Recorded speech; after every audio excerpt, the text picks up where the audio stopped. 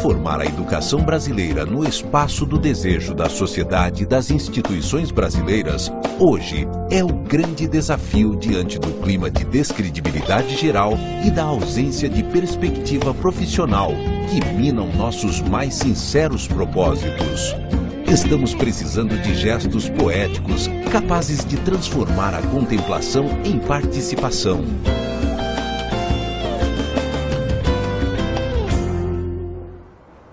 Olá! Como vocês acabaram de ouvir, é justamente a participação que marca a tendência pedagógica renovada. E é sobre as escolas e as práticas pedagógicas renovadas que vamos falar na aula de hoje. Na aula de hoje, falaremos então sobre um pouco da história da educação da época e recordaremos os movimentos da educação renovada, em especial o Manifesto dos Pioneiros da Educação Renovada. Falaremos também da aproximação da psicologia com as práticas pedagógicas. Vamos começar conversando um pouco sobre a história da educação. Vamos falar sobre a transição do modelo pedagógico tradicional para o modelo pedagógico renovado. Como sabemos, de 1930 a 1937, o país passou pelo que chamamos de Segunda República. Foi justamente nesse momento que foram vários os projetos educacionais apresentados ao governo. O principal deles foi o projeto elaborado pelos liberais, chamado de Projeto da Educação Renovada.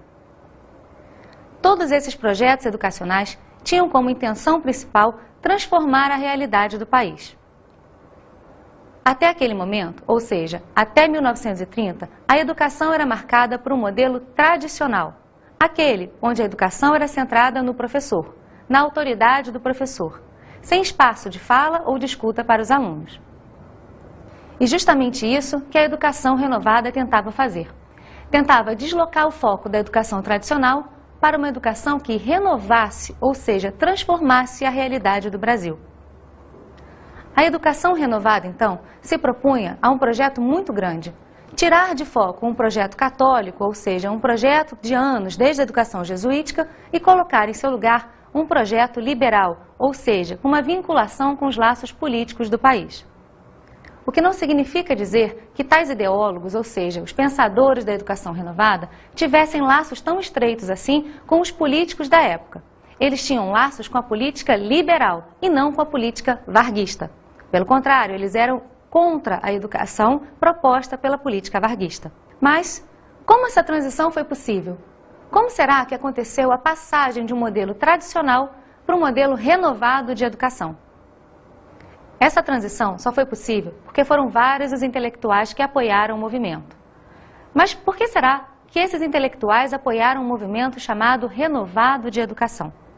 Vamos falar um pouco sobre a formação desses intelectuais. Tais intelectuais tinham formação básica, ou seja, até o ensino básico aqui no Brasil.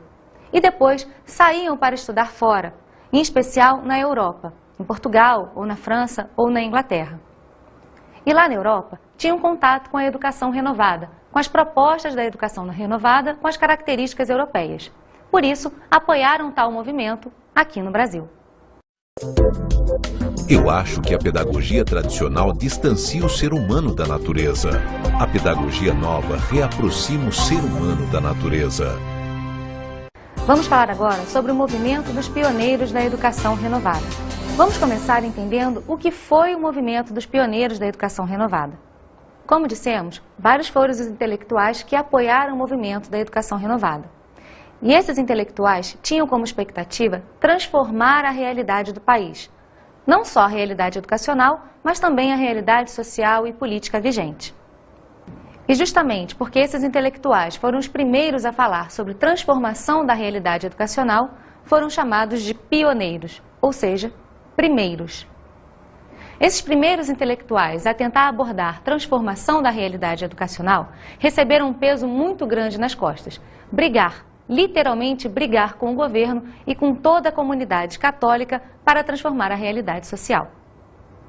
Essa não era uma missão fácil, até porque transformar a realidade tradicional para uma realidade renovada de educação falava também em transformar as práticas pedagógicas. E transformar práticas pedagógicas significa introduzir conhecimentos científicos na educação renovada. A educação tradicional não primava pelo conhecimento científico, e sim pela reprodução dos conhecimentos produzidos pela humanidade até então.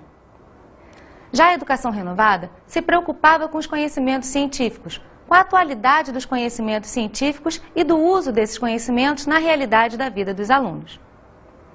E ao falar da transformação da realidade dos alunos, temos que falar também da transformação da escola. E por isso, o Movimento Renovado de Educação propôs que a escola se transformasse num espaço democrático, aberto a todos, à comunidade, à família, aos alunos, aos pais. E justamente por suas propostas democráticas, adiante de seu tempo, não foram poucos os intelectuais que assinaram o Manifesto dos Pioneiros da Educação Renovada.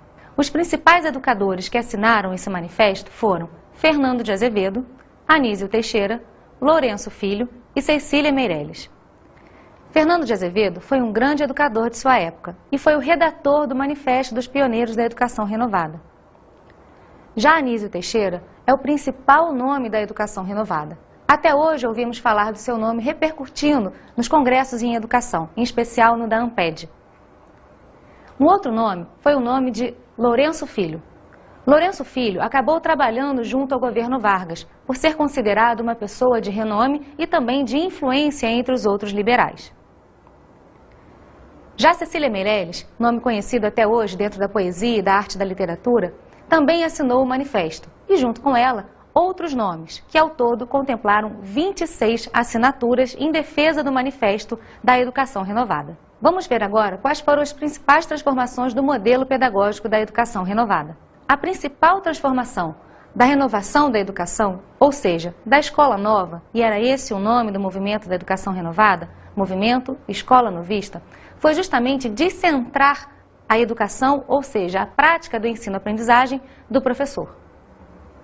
Era preciso, então, para isso, fazer uma renovação também dos currículos educacionais, dos currículos escolares, as disciplinas que eram ensinadas. Não se podia continuar ensinando as mesmas coisas que se ensinavam na educação tradicional. Então, era preciso adaptar o currículo à realidade agora da educação renovada. É nesse momento que passamos a falar de uma educação laica, gratuita e de qualidade. Mas o que é isso? A educação laica é a educação que não tem ligação com a religião, com nenhuma religião. Até porque a tradicional tinha uma ligação com a religião católica. Então agora os pioneiros da educação renovada e seus intelectuais defendem que a educação não pode ter ligação com nenhum tipo de religião. Falar da qualidade e da gratuidade da educação, a gente fala até hoje. Mas ainda não conseguimos, infelizmente, que isso fosse possível, da forma como os pioneiros da educação renovada quiseram naquele momento. Vamos falar então um pouquinho sobre a pedagogia da escola nova.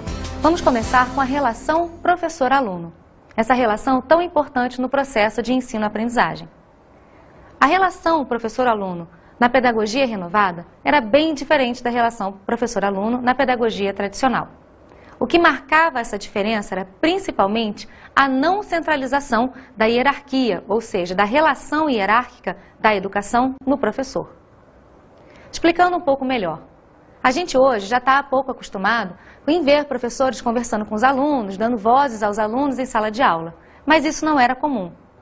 Ainda hoje vemos alguns professores sendo autoritários em sala de aula, não dando espaço para a fala dos alunos. O que a educação renovada propõe é que agora o ensino-aprendizagem seja feito numa via de mão dupla, onde seja ensinado o aprender a aprender. E é justamente essa a metodologia do ensino da educação renovada. Então, vamos falar dessa metodologia de ensino. Já dissemos que a metodologia é justamente o aprender a aprender. Mas o que isso significa na prática?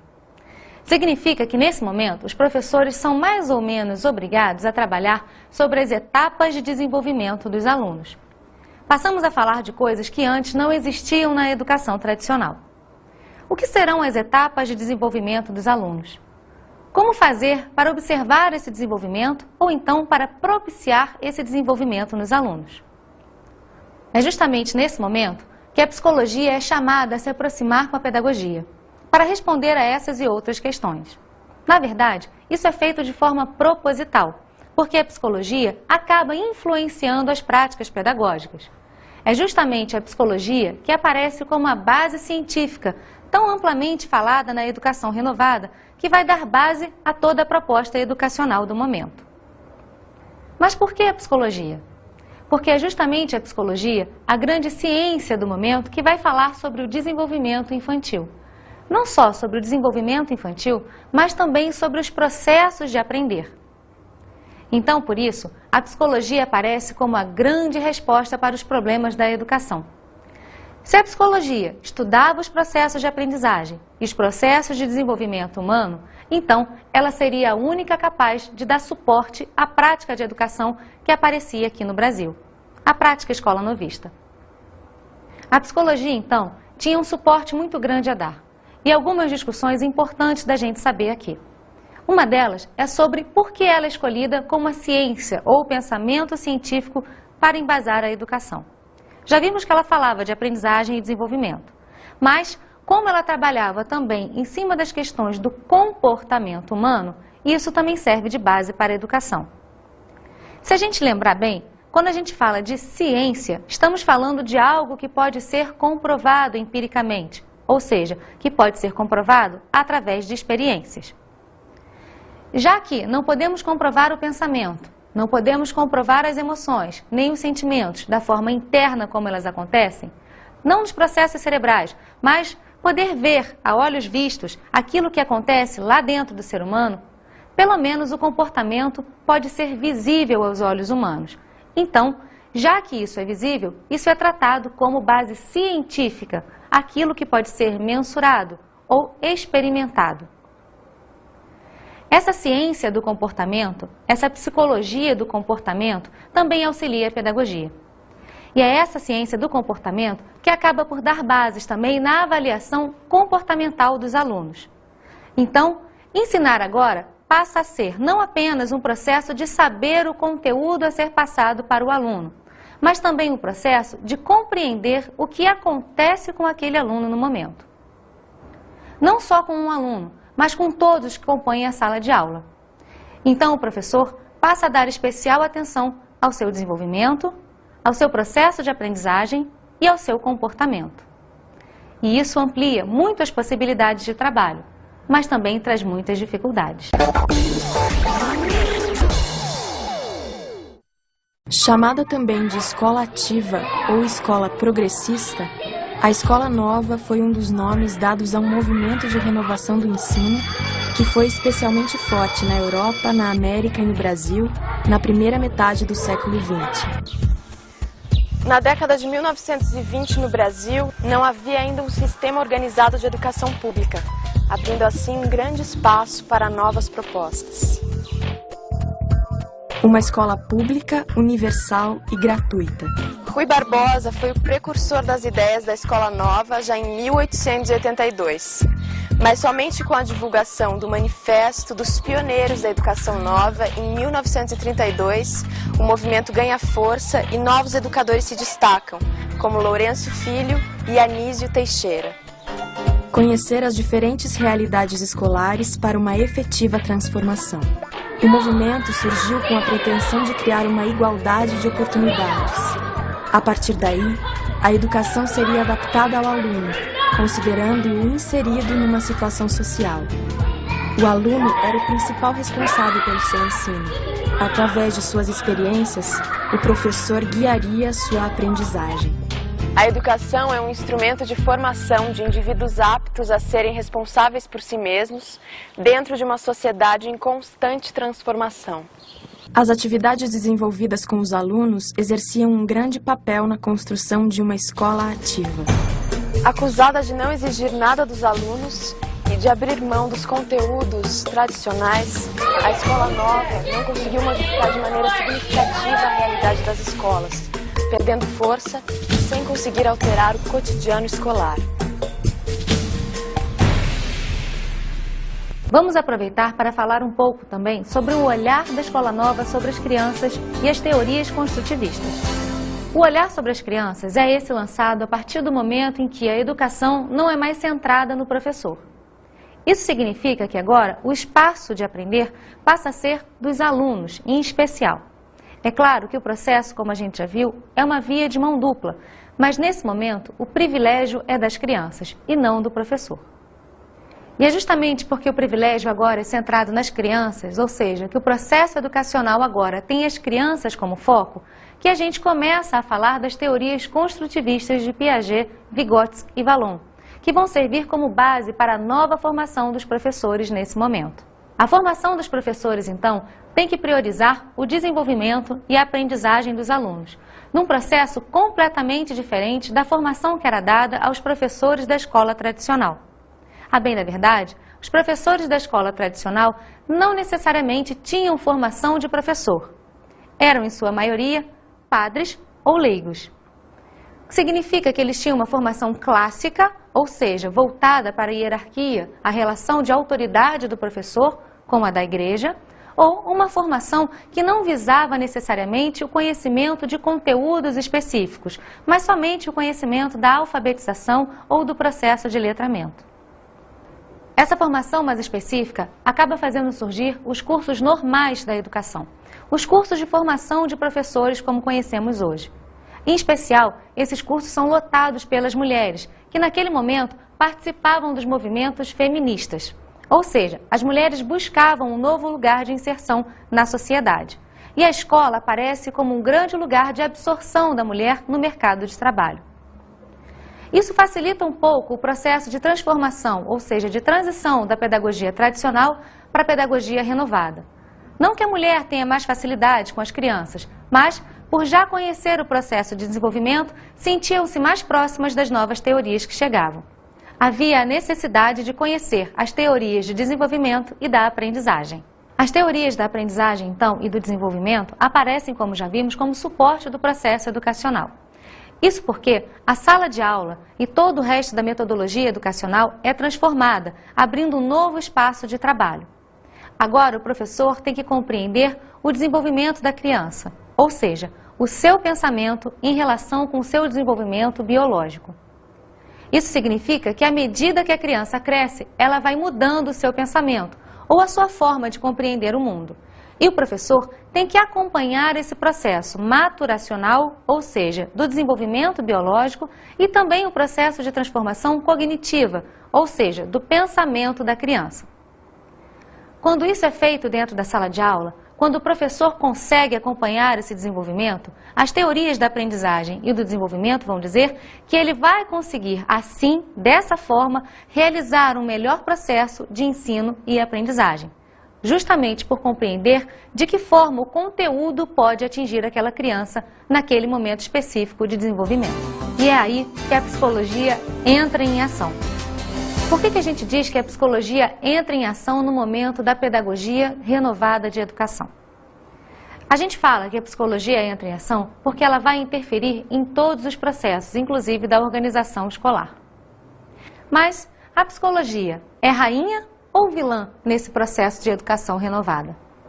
Até hoje, no interior das escolas, percebemos a presença da psicologia no tratamento, e não só no tratamento, mas também na avaliação dos alunos com problemas de aprendizagem ou com outras questões analisadas pelos professores.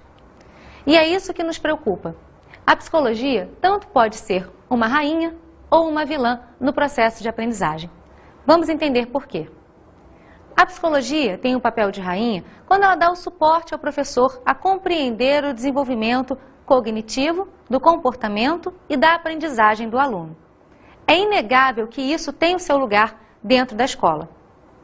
As teorias da psicologia serviram e ainda servem muito bem de suporte na educação. Mas há que se ter um grande cuidado. Aos poucos, a gente vai se apropriando do conteúdo da psicologia.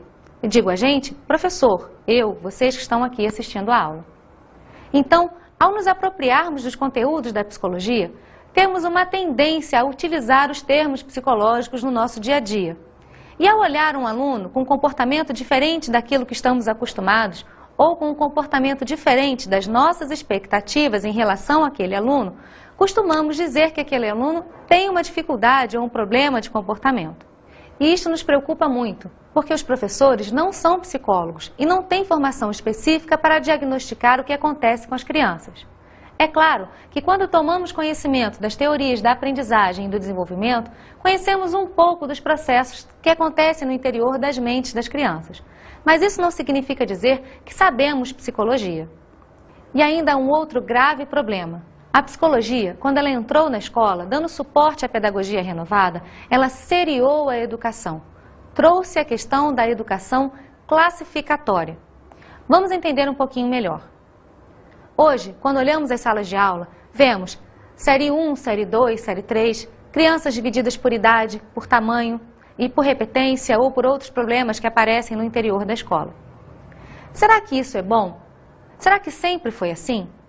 Se nos lembrarmos, tínhamos grupos mistos de idade antes da educação renovada.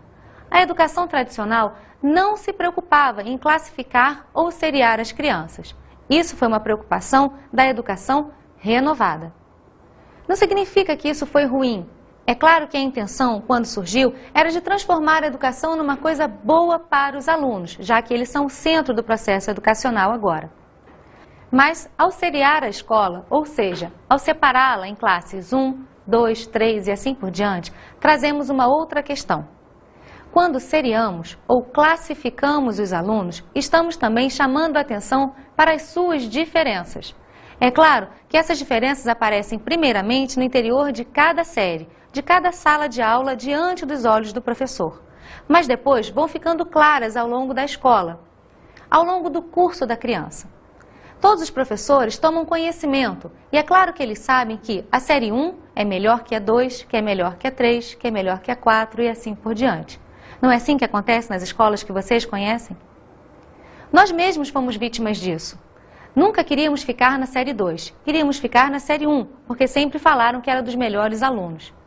Isso significa que eram dos alunos que estavam em melhor ou mais adiantado processo de desenvolvimento maturacional, ou seja, biológico, ou cognitivo, do pensamento. Não significava que esses alunos eram mais inteligentes ou melhores efetivamente que os outros, mas que o desenvolvimento deles estava mais adiantado. Só que, ao seriar e classificar, também excluímos os alunos, e isso é a nossa próxima preocupação. A exclusão escolar, ou a produção do fracasso escolar, acaba aparecendo como uma grave questão que perdura até os dias atuais. Falamos em evasão, exclusão, problemas da escola, crianças que não aparecem para estudar e rotulação. Será que nós, professores, somos responsáveis por isso? Será que também produzimos essa produção do fracasso escolar? Ou será que isso é uma questão dos alunos? Eles não têm competências, não têm condições e não têm qualidades de aprender. É claro que não podemos dizer que esses alunos não têm condições de aprender ou não têm capacidade de aprendizagem. A inteligência aparece para todos e precisa ser desenvolvida a partir das experiências de sala de aula. A educação renovada se propõe a isso, a experimentar em sala de aula e propiciar o aprender a aprender. Mas, ao propiciar o aprender e aprender, acaba colocando a psicologia em foco. E ao colocar a psicologia em foco, traz a classificação. E a classificação exclui. Se eu digo que um aluno é melhor que o outro, eu os diferencio. Então, classificando, eu excluo um em relação ao outro. É claro que vou trabalhar o desenvolvimento de cada um deles na educação renovada, diante das teorias construtivistas de Piaget, Vygotsky e Vallon. Mas temos que tomar um cuidado muito grande para não afirmar que um aluno, mesmo que ele tenha um processo de aprendizagem mais adiantado, é melhor que o outro. Se fizermos isso, podemos fazer com que as crianças, os alunos, tomem raiva da escola, não queiram ir para a escola, ou mesmo que fiquem rotulados pelos seus colegas. Rotulados como burro, como incapaz, como aqueles que não querem aprender. E os professores, às vezes, usam esses rótulos para as crianças. Costumam classificá-las, dizer nomes que dizem que uma criança é melhor que outra. E isso no interior da escola não é muito bonito, não é mesmo? Imagine nossos filhos, dentro da escola, quando eles recebem apelidos, rótulos ou quando o professor nos chama como pais para ir até lá. Quando vamos, não gostamos de saber que nossos filhos foram rotulados ou classificados, nem que digam que o nosso filho não tem capacidade de aprender. Então, como professores, principalmente ao conhecer, ao tomar conhecimento das teorias de desenvolvimento e aprendizagem de Piaget, Vygotsky e Vallon, temos que tomar muito cuidado para não seriar e classificar os filhos dos outros. É claro que sobre a seriação não podemos fazer mais nada. Hoje a escola já é completamente dividida em séries, se baseando nas teorias dos teóricos que acabei de falar. Eles falam de estágios de desenvolvimento, em etapas de desenvolvimento a partir de idades específicas. E tomando isso como base, as escolas acabam seriando, dividindo os alunos por séries em idades. Mas sobre a classificação, podemos fazer muita coisa. Não classificar é o que devemos fazer. Mas como não classificar se o tempo inteiro somos cobrados para isso? Como não dizer ou não rotular os alunos na escola? Que cuidado devemos tomar? Se estamos falando de uma pedagogia chamada renovada da educação, onde o lugar da aprendizagem é o aluno, onde a aprendizagem se faz prioritariamente no aluno, na relação mediada com o professor, e devemos estimular o aprender a aprender, devemos sim, ao invés de falar da classificação, ou seja, ao invés de falarmos que esse aluno não tem condições ou capacidade de aprender, devemos olhar quais são as capacidades que ele demonstra até o momento e, a partir delas, evoluir para outras aprendizagens. Aí sim, estaremos fazendo uma educação não classificatória, apesar de seriada. A autora Maria Helena Souza Pato tem um livro chamado A Produção do Fracasso Escolar, que fala justamente sobre isso, de como nós nos apropriamos da psicologia no interior da realidade educacional.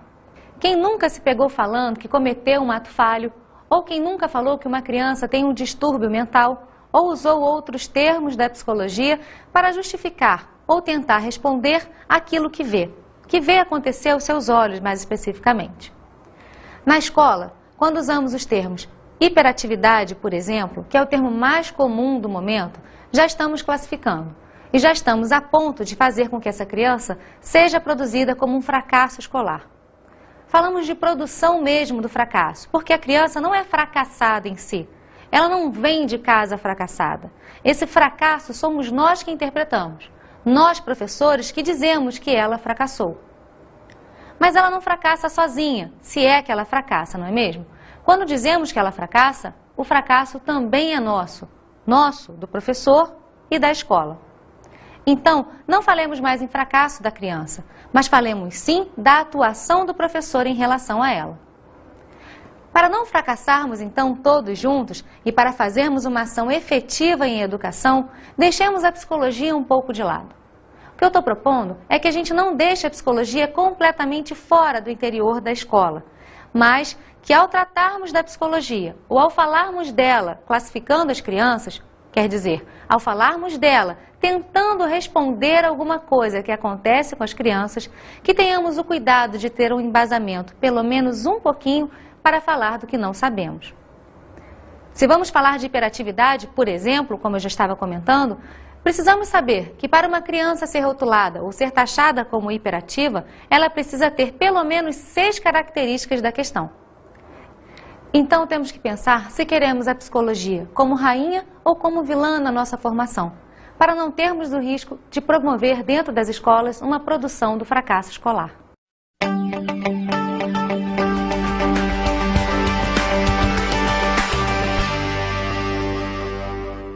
Hoje eu trago para vocês 2 dicas de estudo. A primeira é o livro História da Educação de Paulo Giraldelli Júnior, editado pela editora Cortez. A segunda dica é um livro de psicologia, chamado Psicologia e Educação, Desafios Teórico-Práticos, editado pela editora Casa do Psicólogo e organizado pelas autoras Helenita Tanamachi, Marilene Proença e Marisa Rocha. Então, bons estudos!